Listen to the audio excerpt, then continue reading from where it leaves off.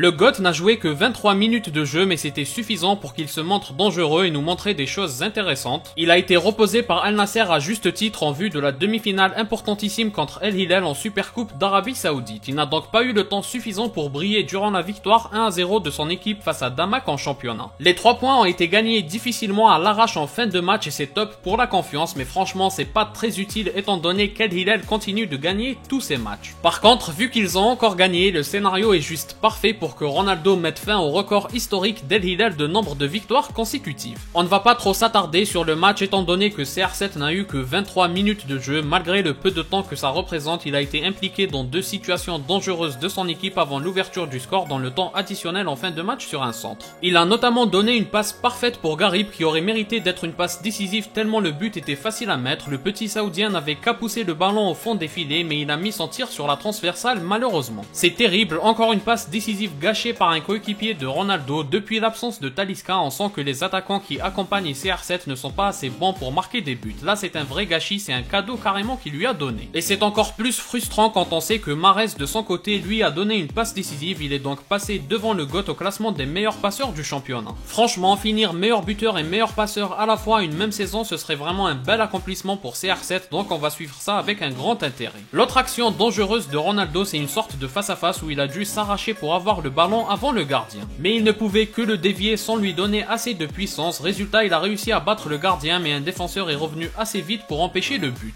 C'est vraiment dommage pour le coup parce que CR7 joue vraiment bien l'action en ayant très peu d'options pour lui et de temps pour faire le bon choix. Globalement, c'est tout ce qu'il y a à retenir de son match. Ces 23 minutes qu'il a joué, c'était simplement pour garder le rythme à mon avis. C'était clairement un match qu'il a choisi avec l'entraîneur à mettre de côté. De toute façon, El Hilal ne lâche toujours aucun point et l'avance sur le 3e est assez conséquente, donc c'est inutile de prendre des risques de blessures en jouant tous les matchs avec ce rythme infernal. Il ne faut pas sous-estimer ce fameux rythme, on parle d'un match tous les 3 jours, c'est juste trop, encore plus pour un joueur de 39 ans, donc même si c'est décevant pour nous les fans, c'était la bonne chose à faire, surtout pour garder l'énergie nécessaire contre El Hilal. Sans la moindre contestation possible, cette demi-finale fait partie des rares matchs encore passionnants qu'il reste à Al Nasser et CR7 cette saison. Bien entendu, c'est là qu'il va falloir tout donner et on l'attend avec impatience ce match. Comme d'habitude, n'hésitez pas à donner votre avis en commentaire, si vous avez aimé, laissez un like et abonnez-vous pour ne rien rater. Partagez aussi la vidéo pour me soutenir. Moi je vous dis à la prochaine, portez-vous bien.